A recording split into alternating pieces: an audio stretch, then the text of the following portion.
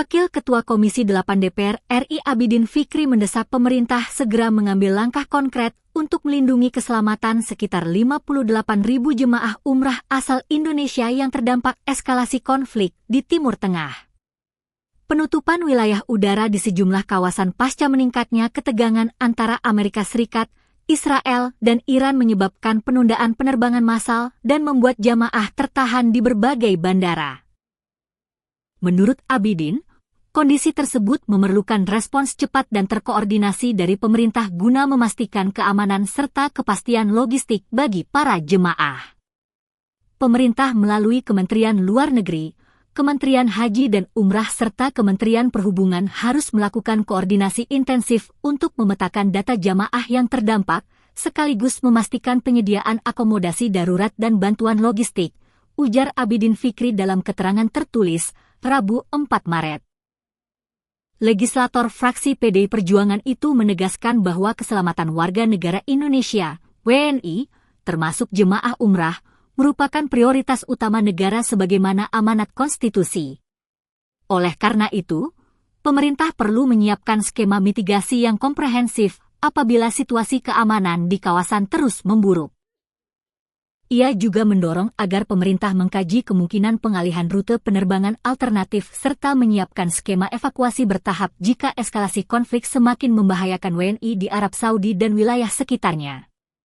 Langkah antisipatif harus segera disiapkan. Jangan sampai jamaah berada dalam ketidakpastian terlalu lama, tegasnya.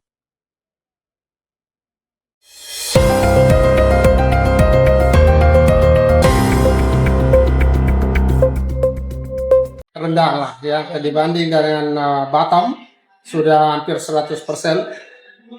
Surabaya juga sudah tidak menggunakan pembelian melalui loket, semua melalui aplikasi. Tinggal kita ini masyarakat di Makassar mudah-mudahan bisa menggunakan semua layanan Pelni Mobile. Jadi perjalanannya semua harus di aplikasi. Tentunya ada trik yang harus sebelum dilakukan perjalanan itu, pemesanan tiket itu jauh-jauh hari. Tidak terlalu membawa barang bawaan yang berlebihan, ya kan?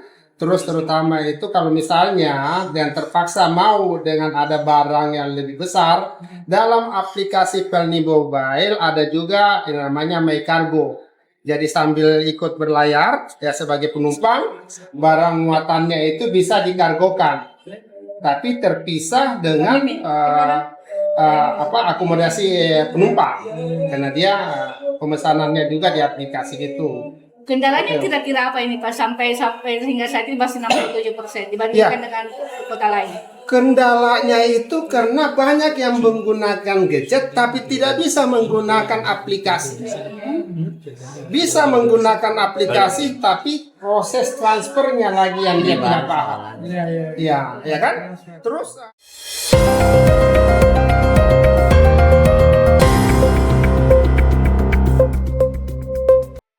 Bupati Goa, Siti Husniah Talenrang menyerahkan santunan jaminan kematian dari PT Taspen Persero kepada ahli waris almarhum Syamsu Alam, PPPK Guru SD Bangkeng Batu, Kecamatan Tombolopao di ruang rapat Bupati Goa, Kantor Bupati Goa, Senin 2 Maret.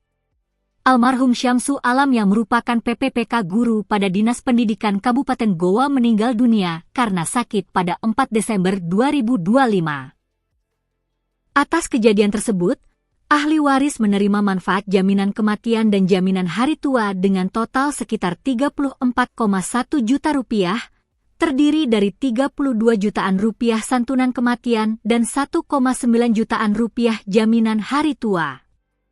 Kami menyampaikan apresiasi dan terima kasih kepada Taspen yang aktif menindaklanjuti laporan seperti ini.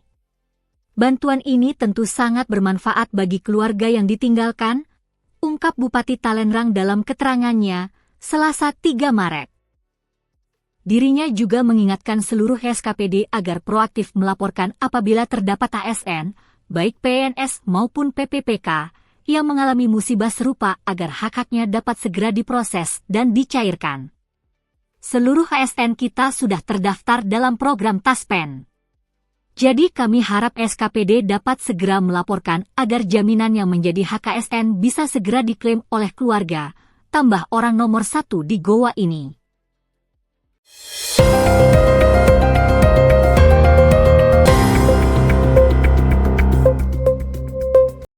Ramadan karena kita mau tahu sampai sejauh mana ini progresmu. Jangan sampai pada saat kita rapat badan anggaran misalnya, kita lihat, kenapa PAD dari sektor ini kurang?